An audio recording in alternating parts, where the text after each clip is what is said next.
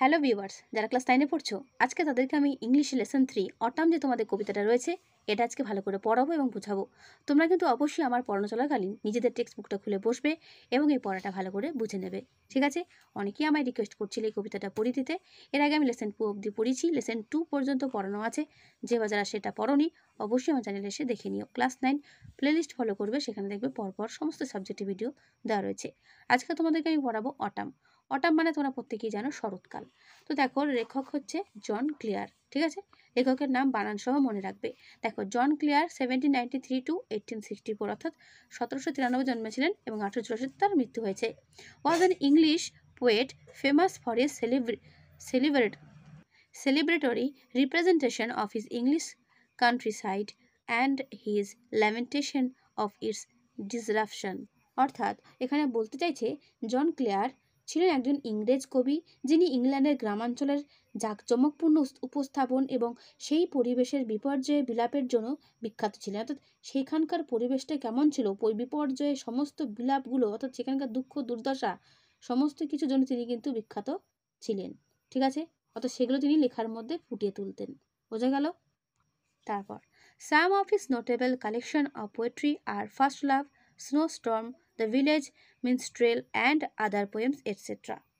তার কবিতা সংকলনগুলোর মধ্যে উল্লেখযোগ্য কয়েকটি হলো first love, snowstorm, the village minstrel and other poems. এইগুলো হচ্ছে তার বিখ্যাত লেখাগুলোর মধ্যে কয়েকটা, ঠিক আছে? তারপর the following poem presents a pen picture of the mellow beauty of autumn in the countryside. নিচের যে কবিতাটা আজকে আমরা পড়ছি, সেই নিচের কবিতায় গ্রামাঞ্চলে সেই শরৎ ও হেমন্তকালের চোখ জুড়ানো সৌন্দর্যের একটা লেখনী চিত্র কবি এখানে এঁকেছেন। As this season comes just before winter, যদিও শীতকালের আগেই কি হয়, এই ঋতুটা আসে। It is characterized by falling leaves, bare branches and strong winds। বলছে যেহেতু এটা শীতকালের আগে আসে, তাই এর বৈশিষ্ট্য হলো ঝরা পাতা, ন্যাড়া ডালপালা আর তীব্র বাতাস। বোঝা গেল? অর্থাৎ আমরা জানি শীতকালের আগে আসে বলে এই ঋতুতে দেখা যায় গাছে থেকে পাতা ঝরে যায়। পাতা যদি গাছে না থাকে সেই গাছটা দেখতে কেমন লাগবে? ন্যাড়া ন্যাড়া ন্যাড়ার মতো লাগবে, খালি খালি ফাঁকা ফাঁকা লাগবে। সেই সঙ্গে আবার বাতাসের ঝোড়ো হাওয়া। তো এই পুরোটাই তিনি এই কবিতার মধ্যে তুলে ধরেছেন। তো চলো শুরু করছি। I love the fitful gust that shakes the casement all day. বলছে আই লাভ, আমি পছন্দ করি বা আমি ভালোবাসি, দ্য ফিটফুল গাস্ট, দমকা হাওয়া, বা বলতে পারো ঝলকে ঝলকে আসা দমকা বাতাস। তো ফিটফুল গাস্ট বলতে কি? দমকা বাতাস। তাহলে I love the fitful gust that shakes, অর্থাৎ আমি পছন্দ করি বা ভালোবাসি সেই ঝলকে ঝলকে আসা দমকা বাতাসকে, যেটা শেকস অর্থাৎ নাড়িয়ে দিয়ে যায় the casement all day. Casement বলতে জানালাগুলো সারাদিন ধরে কি করে? নাড়িয়ে দিয়ে যায়। বোঝা গেল? অর্থাৎ যে দমকা হাওয়া এসে জানলাগুলো নাড়িয়ে দিয়ে যায়, সেই হাওয়াটাকে আমি ভালোবাসি। And from the mossy elm tree takes the faded leaves away. আর শ্যাওলা ঢাকা এলম গাছ থেকে শুকনো পাতাগুলোকে নিয়ে যায়। কোথায় নিয়ে যায়? দ্য ফেডেড লিভস অ্যাওয়ে, অনেকটা দূরে নিয়ে যায়। Trilling them by the window pane with 1000 others down the lane. এবং সেগুলোকে পাক খাওয়ায় জানলার শাঁসির কাছে আরও হাজার অন্য পাতাকে বয়ে নিয়ে চলে রাস্তা দিয়ে। বোঝা গেল? অর্থাৎ কি হয় না, ওই হাওয়াগুলো এসে শুকনো শুকনো পাতাগুলোকে ঘোরায়, পাক খাওয়ায়। পাক খেতে খেতে জানলার শাঁসির কাছে এসে আরও হাজার হাজার পাতা নিয়ে বয়ে যায়, চলে যায় কোথায়? লেন, অর্থাৎ সরু রাস্তার গলির ভেতরে। বোঝা গেল? তোমরা হয়তো দেখবে রাস্তাঘাটে যখন হাওয়া হয় বা হাওয়া ওঠে, দেখবে শুকনো শুকনো কাগজ বা পাতা ঘুরতে ঘুরতে ঘুরতে ঘুরতে পাক খেতে খেতে খেতে এক জায়গা থেকে অন্য জায়গায় চলে যাচ্ছে। ঠিক সেই রকমই এখানে কবি বোঝাচ্ছে। বোঝা গেল? I love to see the shaking twig. তারপর আবার বলছে যে আমি দেখতে ভালোবাসি শেকিং টুইগ, অর্থাৎ গাছের ডাল যেগুলো নড়ছে। অর্থাৎ টুইগ বলতে ছোট ছোট গাছের ডাল, ঠিক আছে? Dance still the shut of eve. Eve বলতে সন্ধে, অর্থাৎ ইভিনিং। বলছে তারা ততক্ষণ নৃত্য করে যতক্ষণ না সন্ধে না নামছে, অর্থাৎ সন্ধে নামা পর্যন্ত তারা নৃত্য করতে থাকে।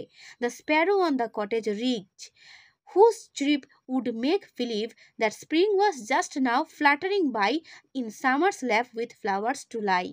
অর্থাৎ কুড়ে ঘরের চালের বাড়ানো অংশের ওপর চড়ুই পাখি যার কিচিরমিচির বিশ্বাস করায় যে বসন্ত এইমাত্র ছলনা করে চলে গেল যাতে গ্রীষ্মের কোলে ফুল শুতে পারে। বোঝা গেল? কত সুন্দর করে ব্যাখ্যা করেছে, তাই না? তারপর I love to see the cottage smoke curl upwards through the naked trees. আবার বলছে আমি ভালোবাসি দেখতে যে কুড়ে ঘর থেকে আসা ধোঁয়াগুলো যেগুলো কুণ্ডলি করে পাকিয়ে ওপরে ওঠে সেই ন্যাড়া গাছের ফাঁকা দিয়ে, অর্থাৎ ন্যাড়া গাছের মধ্যে দিয়ে সেই ধোঁয়াগুলো যেগুলো কুণ্ডলি করে করে ওপরের দিকে উঠে যায়, সেটাও দেখতে আমি ভালোবাসি। The pigeons nestle round the coat.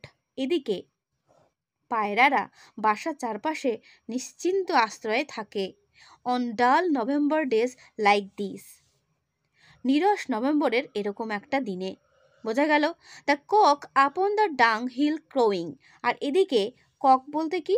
Cock বলতে এদিকে মোরগ চিৎকার করে গোবর স্তূপের ওপর। বোঝা গেল? এদিকে কি করে? The cock upon the dunghill crowing, অর্থাৎ গোবর স্তূপের ওপর দাঁড়িয়ে মোরগ চিৎকার করে। The mill sail on the heath a going. পতিত জমির ওপর হাওয়া কলের পাখা ঘুরতে থাকে জোরে জোরে। বোঝা গেল? এই হচ্ছে তখনকার বলতে শরৎকালের ইমেজটা কবি এইভাবে ফুটিয়ে তুলছে। The feather from the raven breast. দ্বারকাকের বুক থেকে পালক falls on the stubbles lea. ঝরে পড়ে কোথায়? সেই ন্যাড়ায় ভরা অর্থাৎ নাড়ায় ভরা ঘাস জমিতে। স্টাবেল লি বলতে ফসল কাটার পর মাটিতে পড়ে থাকা শস্যের গোড়া, তাকে বলে নাড়া। বোঝা গেল? সেই নাড়ায় জমিতে কি পড়ছে? না, দ্বারকাকের বুক থেকে পালক ঝরে পড়ছে। বোঝা গেল? The acorn near the old crow's nest fall pattering down the tree. আর ওক গাছের বাদামি বীজ বুড়ো কাকের বাসার কাছে টুপটাপ শব্দে গাছ থেকে ঝরে পড়ছে। বোঝা গেল? The grunting pigs that wait for all. আর এদিকে ঘোত করা শুয়োরগুলো যারা এই সমস্ত কিছুর অপেক্ষায় রয়েছে, স্ক্র্যাম্বল অ্যান্ড হারি হোয়ার দে ফল। হুড়ুহুড়ি করে তাড়াতাড়ি করে যায় সেগুলো, মানে যেখানে ওগুলো ঝরে সেখানে যাচ্ছে খাওয়ার জন্য। তাহলে ওক গাছের যে বাদামি বীজগুলো পড়ছে সেইগুলো খাওয়ার জন্য গ্রান্টিং পিগ অর্থাৎ ওই ঘোত করা শুয়োরগুলো কি করছে? না, ওই ওক গাছের বাদামি বীজ খাওয়ার জন্য তারা হুড়ো তারা করছে। ঠিক আছে? তো এই হলো তোমাদের কবিতার লাইন বাই লাইন মানে। কিন্তু এক কথা যদি আমি বলতে চাই, এই কবিতার মধ্যে ঠিক কি বলা আছে যদি আরো ভালো করে বুঝতে চাও, তাহলে তোমাদের আমার কাছ থেকে একটা গল্প শুনতে হবে। যে গল্পটা শুনলে তোমাদের কবিতার মানেটা আরো ভালো হয়ে যাবে। এই যে আমাদের লেখক জন ক্লেয়ার, তিনি এই কবিতাটি শুরু করেন একটা ঘোষণা দিয়ে। কি ঘোষণা? না, যে বিভিন্ন কারণে শরৎ হেমন্তকালকে তিনি কি করেছেন, অর্থাৎ শরৎ হেমন্তকালকে তিনি ভালোবেসেছেন।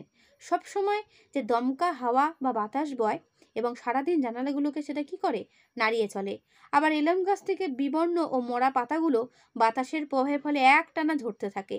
ওই সমস্ত ঝরা পাতাগুলো তীব্র বাতাস বয়ে নিয়ে চলে, কখনো কখনো জানালার শার্সির কাছে ঘুরপাক খাওয়ায়, তারপরে রাস্তা দিয়ে সেগুলো বয়ে নিয়ে যায় এক জায়গার পাতা অন্য জায়গায়।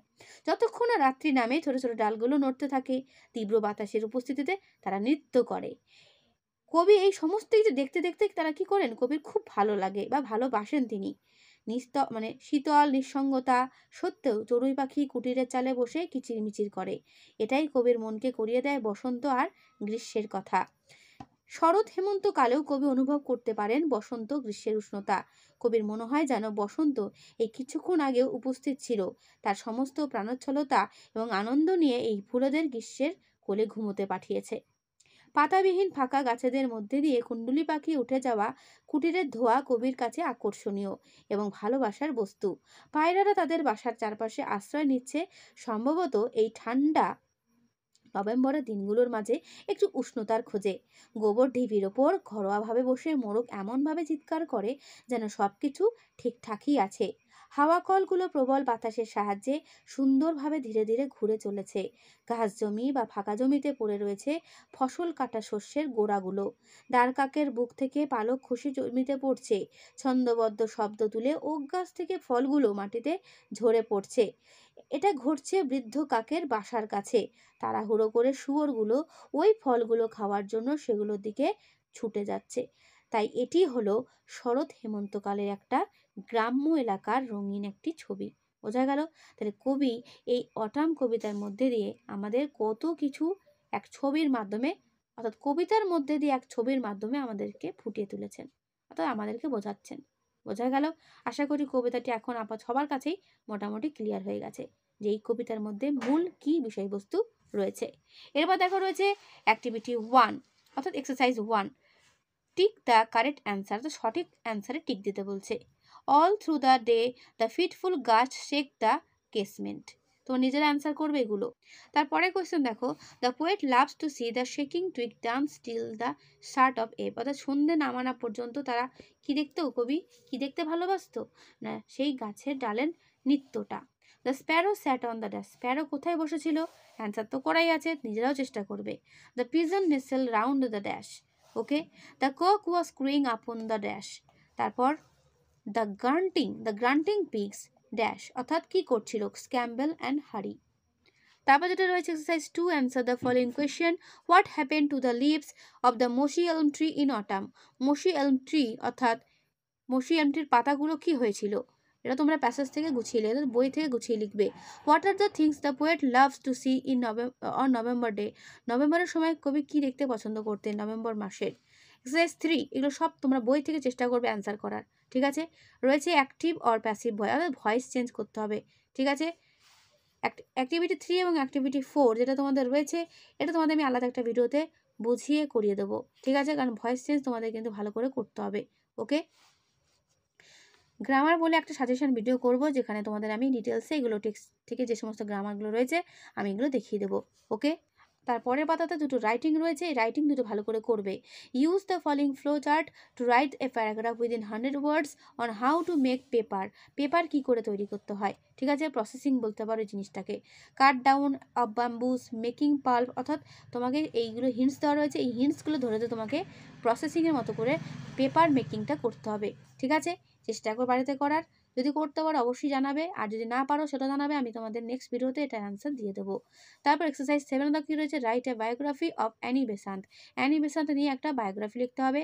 তার হিন্টস দেওয়া রয়েছে, এই হিন্টসগুলো ধরে ধরে তোমাদের কী করতে হবে? লিখতে হবে। এটাও তোমরা বাড়িতে নিজেরা প্র্যাকটিস করবে কিভাবে আর কি হিন্টসগুলো দিয়ে লিখতে হয়। হিন্টস যেগুলো আছে সেইগুলোই তোমাদের একটু বিস্তারিতভাবে লিখতে হবে, তাহলেই 4 লাইনের যে হিন্টস সেটা 8-9 লাইনের হয়ে যাবে। ঠিক আছে? তাই চেষ্টা করবে দুটো বাড়িতে ভালো করে করার। না পারলে অবশ্যই কমেন্টে জানাবে, আমি এর অ্যান্সার তোমাদের আলাদা করে দিয়ে দেবো। তো আজকের এই ভিডিওটা আমি এখানেই শেষ করছি। কেমন লাগলো কমেন্টে অবশ্যই জানিও। ভালো লাগলে বন্ধুদের কাছে শেয়ার করে দিও। তো আজকে এখানেই, দেখা হবে নেক্সট ভিডিওতে।